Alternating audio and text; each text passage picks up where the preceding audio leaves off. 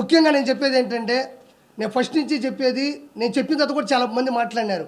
తిరుమల తిరుపతి దేవస్థానం టీటీడీలో పైన తిరుమల కొండ మీద అవినీతి జరుగుతుంది, అక్కడ దౌర్జన్యం జరుగుతుంది అని నేను ఫస్ట్ నుంచి చెప్తానే ఉండా. అందులో ఒక మచ్చు తునక మనం తీసుకున్నట్లయితే ఇలా చూడండి, ఇది నగిరి శాసనసభ్యురాలు పర్యాటక శాఖ మంత్రిగా కూడా చేసినటువంటి ఆర్కే రోజా. ఈవిడిది ఒకసారి మనం గమనించినట్లయితే చూడండి, Shrimati R K Roja member of legislative అసెంబ్లీలో ఈవిడ 21వ తారీఖు 2021 11/30వ తారీఖున 20 మందికి విఐపి బ్రేక్ దర్శనాలు ఇచ్చింది. 20 మందికి విఐపి బ్రేక్ దర్శనాలు ఇచ్చింది. కావాలంటే ఒకసారి నేను ప్రింట్ తీసుకున్నా, అంటే అధికారికంగా రిలీజ్ చేసిన దాన్ని, కొండ మీద నుంచి వచ్చిన ఒక పేపర్ని నేను ప్రింట్ తీసుకున్నా.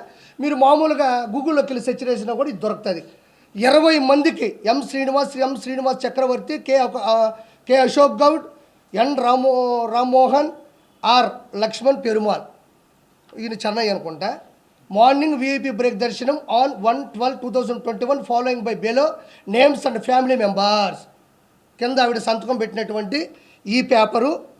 ఇంకొకటి ఏంటంటేనండి, పెద్దిరెడ్డి రామచంద్రారెడ్డి, ఈయన ఏకంగా తిరుమల తిరుపతి దేవస్థానంలో విఐపి బ్రేక్ దర్శనాల్ని 58 మందిని పంపించాడు ఒకటే రోజు.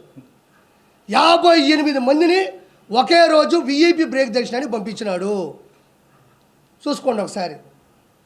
కావాలంటే ఈ డేటు కూడా చెప్తా. 2024 2వ నెల 12వ తారీఖు doctor P Ramachandra Reddy MA PhD.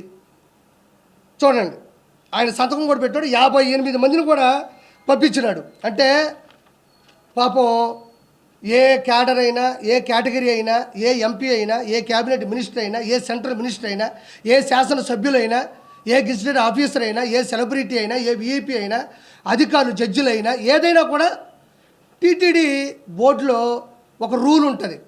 ఎంతమందిని పంపించవచ్చు అనేది ఒక శాసనమో, ఒక ఫార్ములానో, ఒక ఫండమెంటల్ థియరీ ఉంటుంది.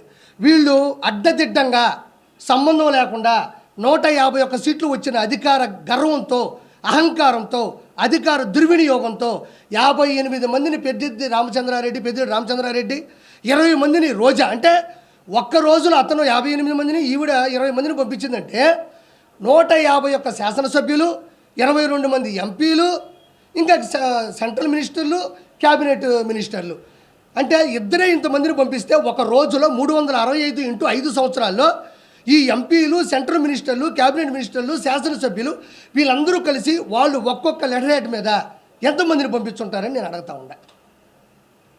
ఒక రోజులో 20 విఐపి బ్రేక్ దర్శనాలు పంపిస్తే, ఒక పెద్దిరెడ్డి రామచంద్రారెడ్డి 58 మందిని పంపిస్తే ఒక్క రోజులో అలా 365 ఇంటూ 5 ఉన్న ఈ 100 రోజుల్లో ఒక్కొక్కరు శాసనసభ్యులు వీళ్ళందరూ ఎంతమందిని పంపించారో ఒకసారి ఆలోచించండి.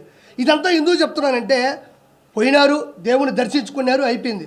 కానీ ముఖ్యంగా గమనించాల్సింది ఏంటంటే, ఇక్కడ సామాన్య భక్తులు తిరుపతి నుంచి తిరుమల కొండకి నడుచుకుంటూ వస్తారు. సర్వదర్శనం అని ఉంటుంది. క్యూ లైన్లోకి వెళ్ళిపోతారు. అక్కడి నుంచి కంపార్ట్మెంట్లోకి వెళ్తారు. ఆ నుంచి దర్శనానికి వెళ్తారు. ఆ తర్వాత బయటకు వచ్చి లడ్డు తీసుకుంటారు. అది అందరూ తెలిసిందే. కానీ కొన్ని లక్షల మంది, కోట్ల మంది కింద నుంచి నడుచుకొచ్చే సామాన్య భక్తులు, డబ్బులు లేని వాళ్ళు, నిజమైన దైవభక్తి కలిగిన వాళ్ళు, మాకెలా విఐపి దర్శనాలు వద్దు, మేము డైరెక్ట్గా దేవుణ్ణే చూడాలనుకుంటున్నాం, అది కదా నిజమైన భక్తి అనుకునే వాళ్ళు కూడా పైనుంచి, అదే కింద నుంచి పైకి వచ్చి క్యూ లైన్లోకి వెళ్తారు. ఈ క్యూ లైన్లోకి వస్తారు, కంపార్ట్మెంట్లోకి వెళ్తారు, దర్శనానికి వెళ్తారు.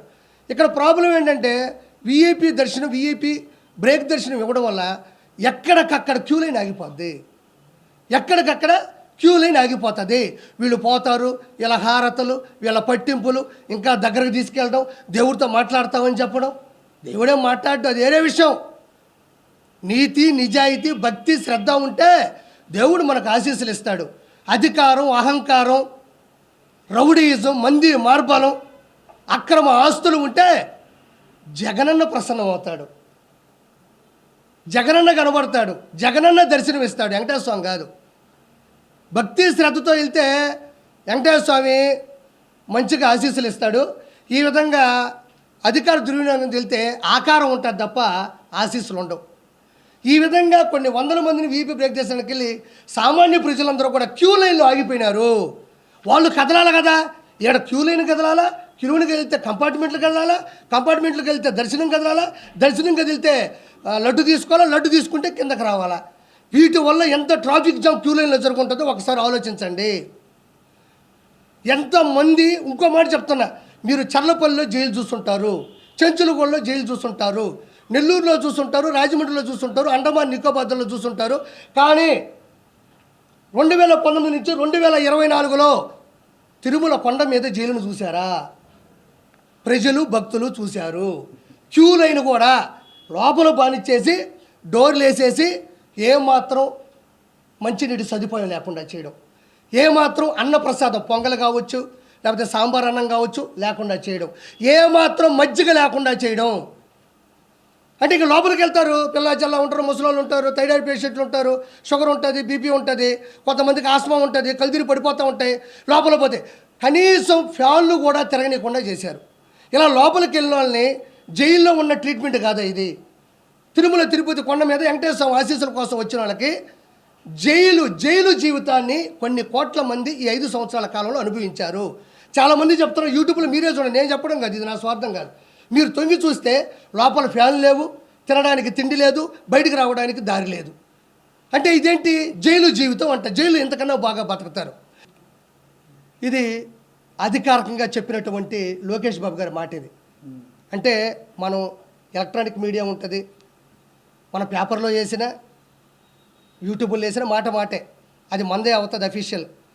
6 లక్షల మంది విద్యార్థుల జీవితాలలో వెలుగులు. వైకాపా ప్రభుత్వ హయాంలో విద్యా దీవెన, వసతి దీవెనకు 3,450 కోట్ల బకాయిలు పెట్టిన వైసీపీ ప్రభుత్వం. బకాయిలు ఉండడంతో విద్యార్థుల సర్టిఫికేట్లు రాకపోతున్న ఇబ్బందులను తొలగించేలా విద్యా సంస్థల యాజమాన్యాలను సర్టిఫికేట్లు ఇవ్వాలని ఆదేశించిన మంత్రి నారా లోకేష్. ఇది సంసారబద్ధమైనటువంటి గవర్నమెంటు. అంటే వచ్చే రాగానే పాపం ఎన్ని ఇబ్బందులు ఉన్నా కూడా ప్రవేశపెట్టారు. ఇంకోటి విద్యార్థులకు తీపి కదురు తన ఇదేనమ్మా, ఇంకేమైనా ఉందా? మెగా డిఎస్సీ మీద కూడా సంతకాలు పెట్టారు. ఇంకోటి కూడా నవ్వుకుంటారు అందరూ, మంచి ముందు ఆంధ్రప్రదేశ్కి వచ్చింది, మంచి ముందు వచ్చిందా పాపం. అంటే ఒక ఆవిడ అనింది, నిజంగా జరిగింది నెల్లూరులో, నా బట్ట వల్ల నా భర్త చచ్చిపోయాడు అనింది. వాస్తవం చెప్తున్నా, నా బట్ట వల్ల నా భర్త చచ్చిపోయాడు అనింది. బట్ట అనేది ఎవరో మీరే తీసుకోండి, నాకు అనవసరం. అది వెంకటేశ్వర సాక్షిగా చెప్తున్నా, ఇది జరిగింది. ఆ వెంకటేశ్వర స్వామితో పెట్టుకున్నాడు, అతను పోయాడు. ఇప్పుడు నేను పెట్టుకుంటే నేను పోతానుగా, నేనేం భయపడను. నా బట్ట వల్ల నా భర్త పోయాడు, నా పసుపు కుంకులు రాలిపోయాడు. ఏంటంటే ఏందయ్యా ముందు. ఇప్పుడు మా వాళ్ళు కష్టపడతారు, 500-700 సంపాదించుకుంటారు. ఆటో పనిచేసే ఆటో, టిప్పర్ దగ్గరికి వెళ్ళి టిప్పరు, ఎవరైనా కష్టపడతారయ్యా. వద్దన్నా వాళ్ళు తాగుతారు. తాగేదేదో మంచి ముందు తాగితే పాపం తిని కడుపు నిండా కాసేపు పరిస్థితి అరసరు పడుకుంటారు. ఈయన బట్ట వచ్చాడయ్యా, అసలు మొత్తం కిడ్నీలు, ఆ లివర్లు మొత్తం అంతా చెడిపోయి వాళ్ళంతా పిచ్చెక్కిపోయి వాళ్ళకి అర్థం కాని రీతిలో ప్రవర్తించాడు. నాకు ఈ చిన్న వయసులో నా భర్త చచ్చిపోయాడు నా బట్ట వల్ల అని. ఈరోజు భగవంతుడి దయ వల్ల మంచి ముందు. అంటే ప్రతి కల్చర్లో ఇది ఒక భాగం. జగన్మోహన్ రెడ్డి లాగా నేను సంపూర్ణ మద్యపాన నిషేధం చేస్తా అని చెప్పి అందరికీ ఎడ్డిమడ్డి మందు పోసే పాపం వాళ్ళని నాశనం చేయలే. చెప్పినారు, మంచి ముందు తీసుకొస్తున్నారు. ఈరోజు బ్రహ్మాండంగా కింగ్ఫిషర్ బీర్ వచ్చింది, రాయల్ ఛాలెంజ్ వచ్చింది, మంచిగా బ్రాండ్లు వచ్చినాయి దేవుడి వల్ల. అంటే మరి దేవుడి దగ్గరికి వెళ్ళకుండా దేవుడి వల్ల మంచి బ్రాండ్లు వచ్చినాయి.